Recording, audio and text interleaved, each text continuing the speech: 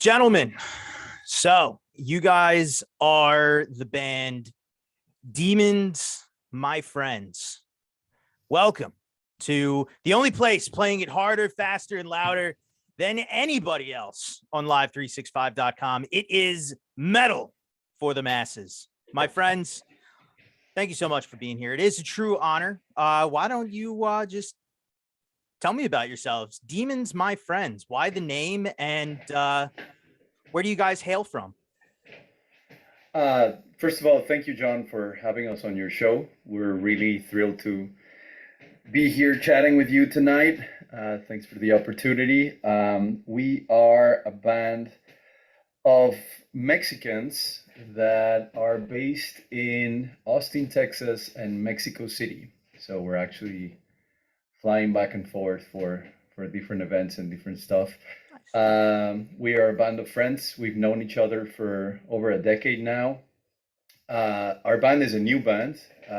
We actually just started it a little under 6 months ago during the South by Southwest festival here in Austin that happened back in March.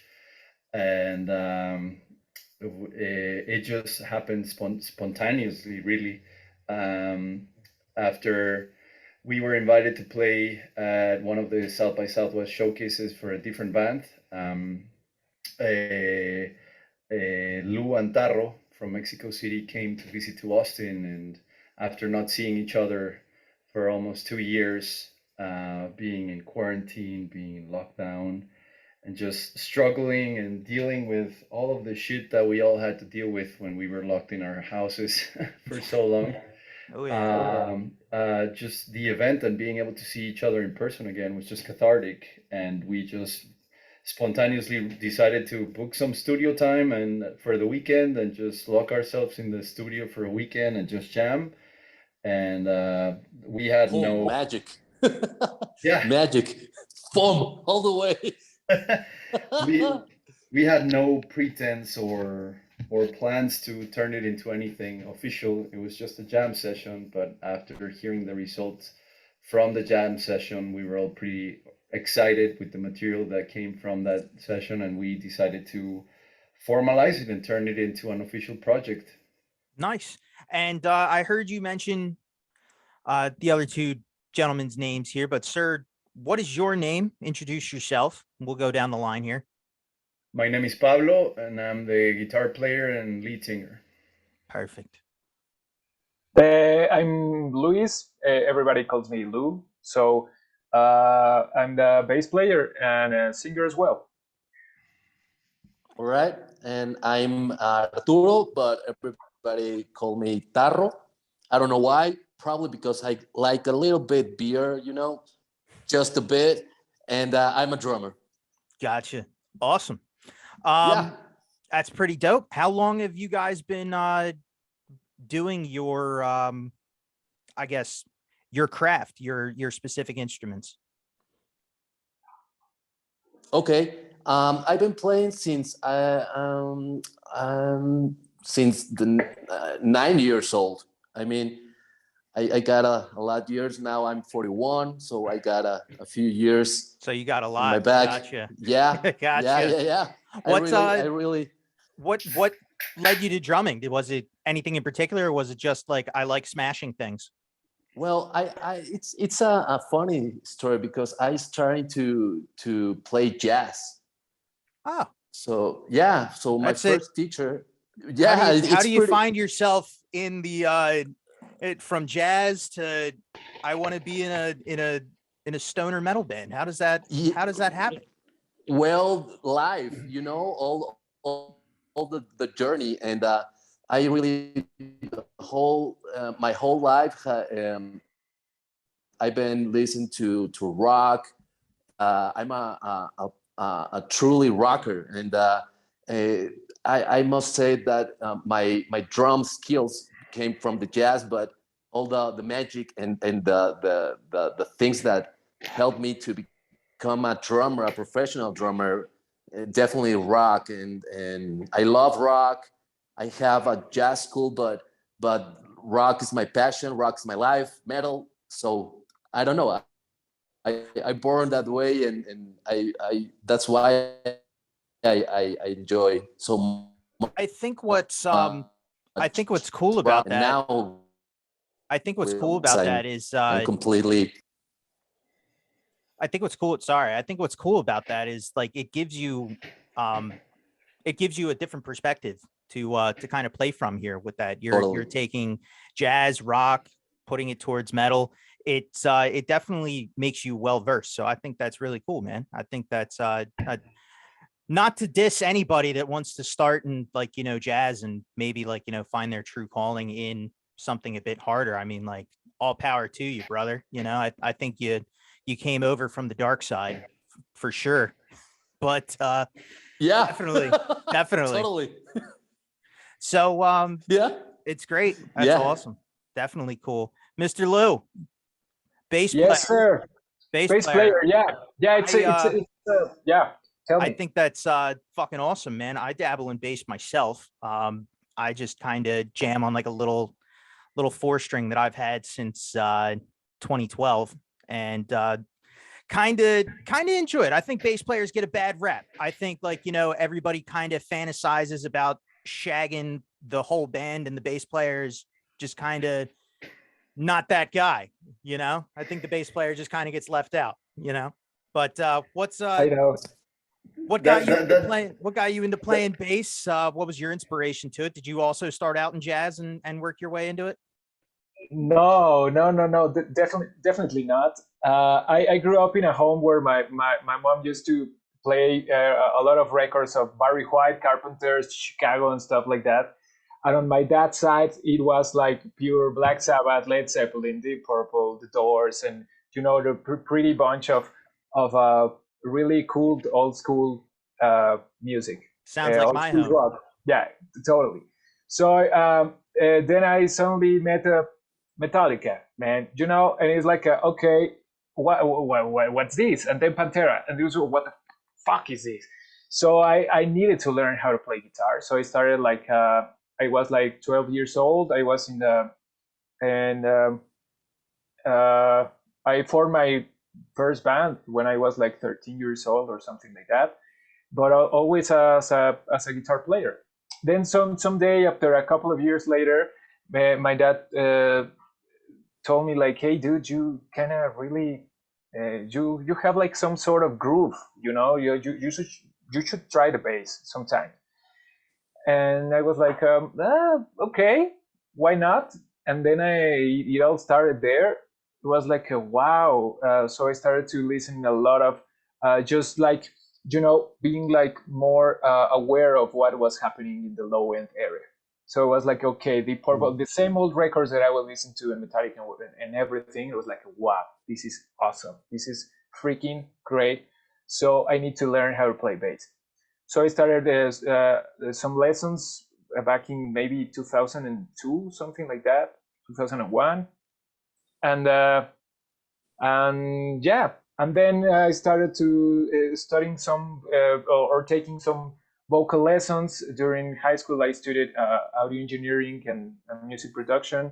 So like I wanted to be like a whole more steady package, like Yeah. a very well um, like a really fatty musician, Gotcha. like yeah. So I wanted that, but I keep it up with the bass, and I fell in love immediately. And it's all about the groove, the low end, the feel, the power, the connection with the rhythm section. That's all. That's all. It's like I always tell Tarro, it's like, hey dude, we are like the foundation of the whole stuff. We need to be really freaking solid in order to be able to rock the hell out of those speakers or whatever. Where it's very I don't want to say that the guitarist has the easiest job in the band, but the bass and the drums, you guys really are that glue that holds everything else together. The guitarist gets to have like the fun parts, like the solos and the Yeah, spotlight. kind of fun with the kind of gets to go into the rhythm, but also have a little bit more fun of it. Whereas, like, you can have fun with the rhythm in a bass, like, with the bass or with the drums. But like, if you go too far off the beaten trail, that everything you're trying to do kind of starts to fall apart a little bit. So, I mean, like, it's really, it's really a craft to sit there and like, do the drums or do the bass. And no offense to guitar players whatsoever, but what do you play? Do you play a 4 or 5? Like, what do you jam on? I started with a 4 actually, and now then I've been using a 5 string for the last. I've been using that for the last almost 20, almost 10 years. Sorry, but I'm for demons, my friends specifically. I'm turning into a 4 string bass again, Yeah. because it's the foundation of the instrument, and the way we are tuned up and everything is like a way more. It's gonna be easier for me to draw those lines, better. And of course, rhythm section or whatever. But it's not only about rhythm. It's we're giving the foundation of the harmony as well. So Absolutely. it's a really big responsibility, and I'm totally on it. I love it. All right. And now, Mr. Pablo, we've talked about everybody else. You, sir, being the guitarist and also vocals here, while Lou is bass player and vocals.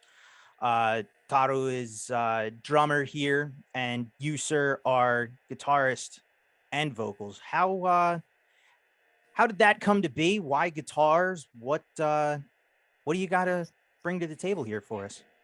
Yeah, Pablo, why? What Yeah, why? That's a really interesting question. What do I have to bring to the table? And I guess I would answer it by saying I'm just happy to be here, man. Like out of the three guy dudes that you're interviewing right now, I also have to be honest and say I'm the least famous of the three dudes that you're interviewing right now. Both I mean, Lou I and I don't Taro mean are to part of. interrupt you. I am just some prick on the internet. Nobody here is famous, sir. This is, you don't have to be that way at all. We're all equal here on the internet. Well, no, actually, my bandmates are pretty famous. They're both part of like the royalty of rock musicians in Mexico. They've been playing for 20 years.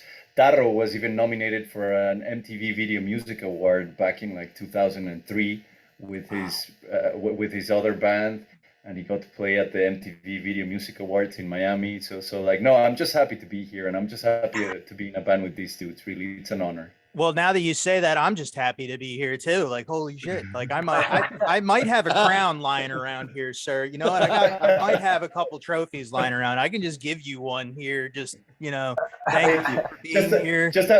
I just want the participation award. There you go. Thank you for being there. I'll be happy with that. Checks in the mail. Yeah.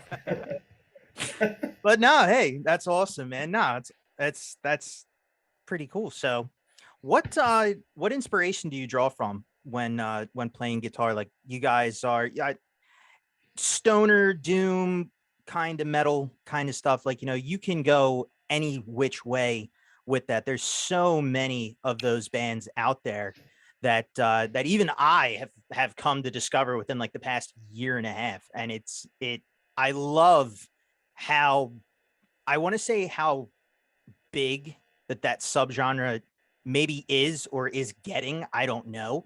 I've started finding more of these kinds of bands everywhere. Like, everybody thinks like, oh, Black Sabbath, and like they think that's like more of like the doom kind of stuff. No, like, I would say that while Black Sabbath is the root of that, maybe even the entire metal genre, but especially stoner and doom, while Black Sabbath really is kind of like a root of that genre, there's so many great bands that are out there right now. What I would say, like, what kind of bands come to mind when you maybe want to describe Demons, My Friends, to somebody who like maybe has never heard you guys before? I would say, John, the stoner metal subgenre as a whole, is a beautiful, beautiful subgenre. I've just been enamored with the subgenre for almost a decade now.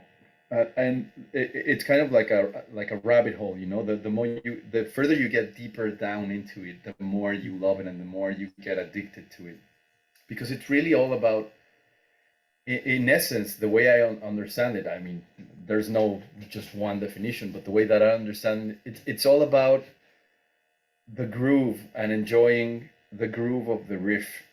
It's all about that. It's all about. It's almost like it has sort of like a hypnotic quality that just draws you. It's like it's like I would say it's like metal for people that do yoga, people that just want to be hypnotized Gotcha. in a show by the riff and just let go and not have to think anything. Yep. Just swing to the rhythm of the riff, and that's what drew me to the subgenre, and I think that's what drew all of us to the subgenre and why we're starting this project. Um, and there's just so much to discover there. Like I would say also, if you're a I don't know how to say this in English, but if you're like a megalomaniac, like if you're like into melomaniac, if you're into music and melody, and you're into metal and exploring new metal, you inevitably end up in the stoner subgenre. If you're the type of listener that is not content with just the regular classic metal playlist with Ozzy Osbourne and with Iron Maiden and with Black Sabbath and with Metallica and with Slayer and Pantera and Anthrax, and you want to dig deeper and discover new bands and new projects, I think the most interesting ones are happening in this subgenre. Bands like King Buffalo, for example, bands like, for example, or even instrumental bands like, for example, Elder is another one that everybody, doesn't matter what type of rock you listen to, everybody loves Elder. Monolord, bands that also I think require no previous. I feel like maybe a few of the other subgenres require you to be devoted to the subgenre, whereas with stoner metal, anybody can get into stoner metal, And even I if you're not agree with really into that. metal. I really do agree with that. And going back to your other point where it's just like, if maybe you're a little bit tired of like Metallica, Megadeth, Iron Maiden, Black Sabbath, all that kind of stuff, I will say to you, sir, that you are in the right place. Metal for the Masses is devoted to spotlighting all of these bands that are out there that are non-mainstream. I do know of a couple other of uh, of the stoner doom style bands that are out, maybe even your way in Texas. Bands like Foster Mother or like High Desert Queen. They're absolutely fantastic. I've talked to a band who actually that, believe it or not, it's a hodgepodge of different musical walks of life. They're out in Belfast, but they're called Pure Sonic Outcasts, and their frontman Martin is from South America, moved all around, ended up there in Belfast, starts this entire band, and everybody's from a different walk of life. Like somebody is a jazz player, somebody is a classic rocker, somebody is like a punk rocker, and it's all these different musical walks of life. And I'm going to just say this, like, even Taru over here, it's like, being a jazz drummer, I feel like what makes stoner doom so much better than what people might realize is to be really good in that subgenre. Like you're saying, you have to have an understanding of rhythm, you have to have an understanding of the melody, of the groove, and to be, I guess, more worldly with the vibe of the music really would makes these bands a lot better than like maybe your average, Megadeth or something. Because as you say, you have to be really devoted, like a devoted metal fan, to be into that kind of stuff. You have to be super into the hardcore right out the gate or you have to, I guess, work your way into it. Whereas stoner doom, sludge, it's very easy to just kind of ease yourself in, dip your toes in it, and then just get up to your knees and then fully just submerge yourself in it. I feel like it is one of the easiest subgenres and one of the coolest subgenres to get into, just because of the different I guess the different ways people actually play in this subgenre. You know, not every band will sound the same. Everybody has a different take on it, and I think that's what makes it a very cool subgenre to be in. You know, there's always something new happening in it. Yeah, could not agree more. And some of like the bands that you mentioned from Texas, obviously I know both of them. The guys from High Desert Queen are friends of ours as well, and we really admire them and look up to them in a way because, like you said, there's a very approachable quality to these subgenres and to the bands of these subgenres. It's a very welcoming scene, which is also something that we are grateful for.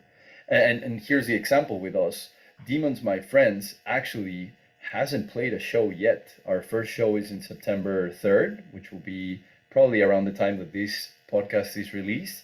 And after that, of course, we're booking shows already. But even though we haven't actually played a show by now, when we're recording this, which is August 10th, we've been very like welcomed with arms wide open by the Austin stoner scene. People are following us and supporting us and cheering and rooting for us to get started in these. How many music scenes can you point towards or mention where you have that welcoming quality, where you immediately feel like part of the gang as soon as you raise your hand and say, I want to do this too. Which is why I love metal so much. It is one of those genres where the community of it is more of a brotherhood than a me against you. You know, exactly.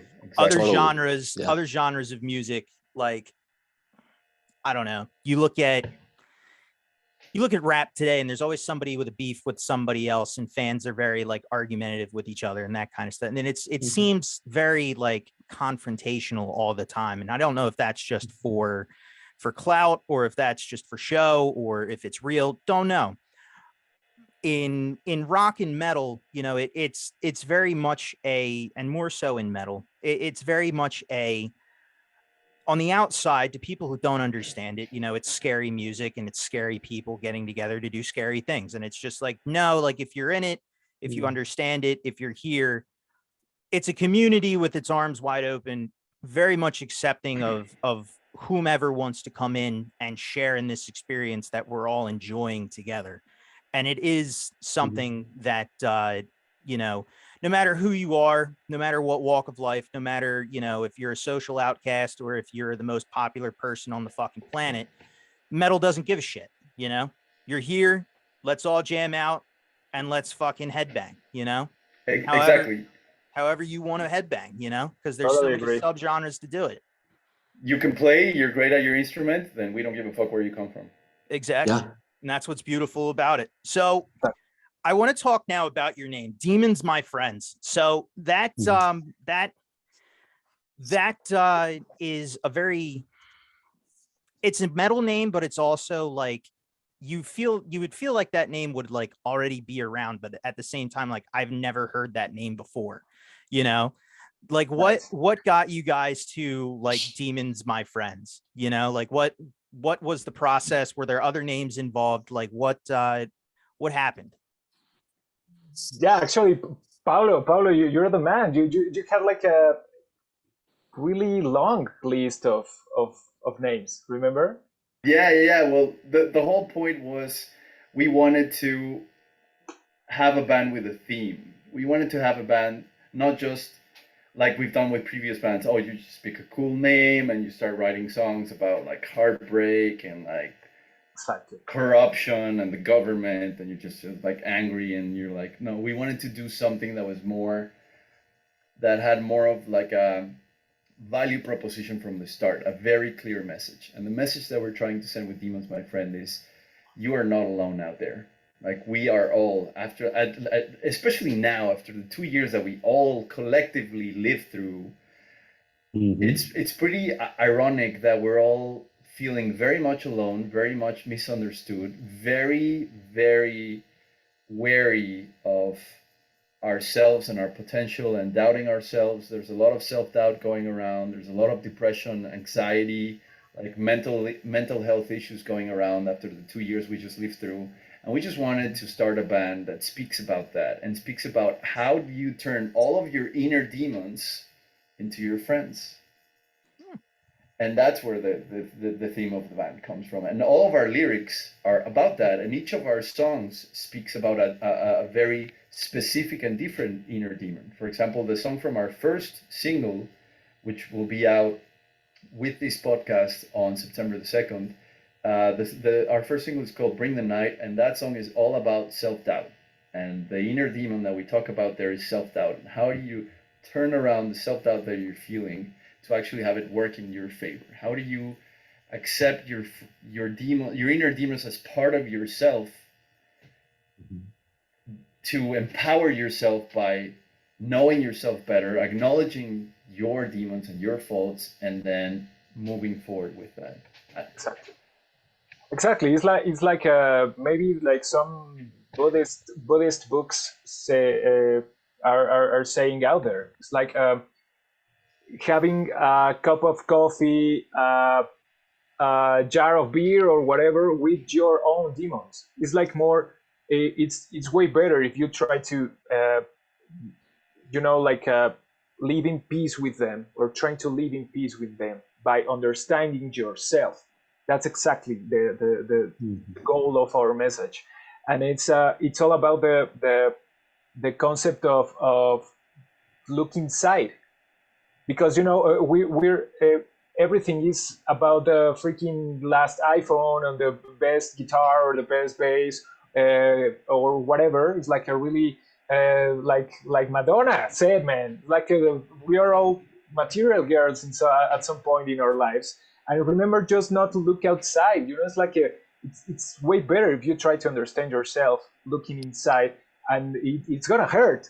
Definitely it's gonna hurt. It's really painful, but it's gonna make you more like resilient, and it's gonna make you more way more stronger, and you're gonna be able to move forward, as Pablo said.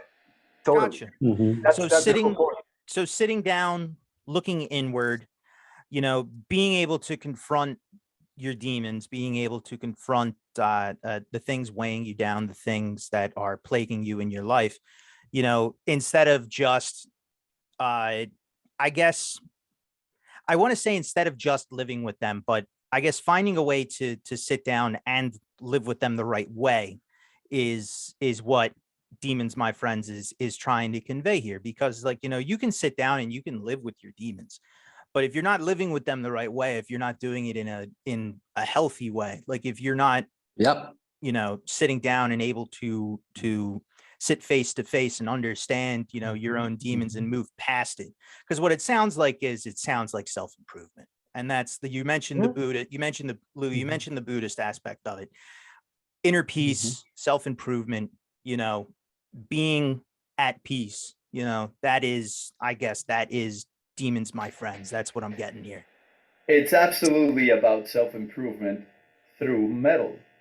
It's about self-improvement through songs where you can convey, and this is basically, I guess you're getting to the root of it, and maybe, I don't know if this is the right way to conduct to answer to the questions in an interview or not, but if we're being completely open and honest, yes, this is a therapeutic exercise for the three of us.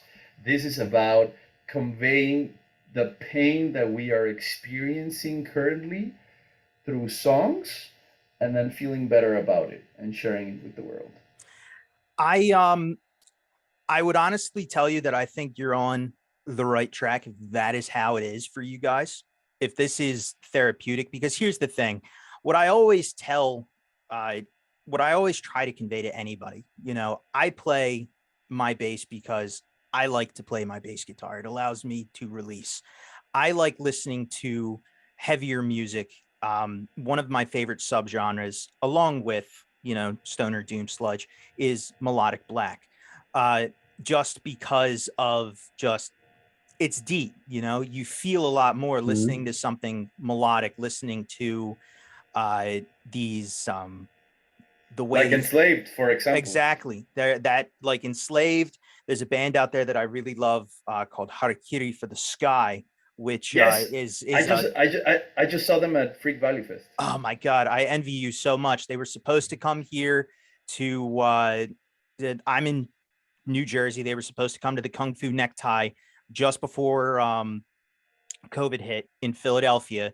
And COVID hit, obviously, wasn't able to see him. And I am still waiting for them to get over here so that I can see them next. But it was it's a great kind of release. And if you're not really doing what you're doing to build up or to help yourself kind of release what you're feeling, like, I don't know what you're doing it for, because like the people that try to sit and do these kinds of things for money, for fame, for that kind of stuff, they fizzle out. They never last long. And you can tell from the get-go, this is just for, fame, material. They sound like every other band that came before them. They don't sound different. They don't stand the test of time. They don't, nothing about them is new. And everybody sees it from the get-go. People may like it, but then people get bored of it and they move on to the next thing. If you're different, if you have a message, if you are, I guess, coming out of the gate with, I want to say, more powerful than other bands that are just of a lesser quality, then you do stand the test of time, And I think that if you guys stick to this, because we don't have a lot of time left, I want to make sure that, we say our goodbyes here and we advertise your upcoming album EP a little bit before we go. I feel like if you guys really stick to this kind of method, this path that you're on, I think you guys really are going to be, onto some bigger and greater things. And, I'll be behind you 100% here. Some prick on the internet, JC, and the place to be. It's been a true honor. Thank you, JC. Really appreciate it. Thank you. Not to be confused with Jesus Christ, but yeah, okay, yeah, I get it. yeah, but gentlemen, it's been a true honor here to have you guys here on Metal for the Masses. Your EP, your album, it's coming out when? So the people know.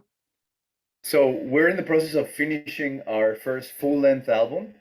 We will be releasing a stream of 3 singles first before releasing the full album. The first single, Bring the Night, will be available everywhere on September 2nd, which is exactly the day we're going to start touring and playing shows. Our debut show will be a co-headlining show with the Wicked Ones in Mexico City. After that, we're playing at the Mexico Metal Fest, which is one of the most important extreme metal fests in Latin America. We're going to be sharing the stage with bands like Creator, like Cradle of Filth, Coroner, Vader, Napalm Death, and a couple of other like Nervosa and a couple of other really cool bands on September 24th. After that, unfortunately, I can't announce it yet because it hasn't been announced, but we're also planning something cool for Texas sometime in October, in late October. And then after that, we'll be releasing a couple of other singles in November, December, and we'll be releasing a full-length album sometime in the winter of 2023. Okay. Fucking A. Demons, my friends. Yeah. Thank you for being here. Thank you very much. We really appreciate it. Listen, the honor is all mine. I appreciate you all being here. And I look forward to hopefully being able to sit down with you guys again when the full length comes out, maybe. And we can talk about how your tour went and how how you guys are doing then. Thank you so much. Thank you so much, mental health. Thank you, man. All right. Thanks, GC. Bye. Take care. Yep.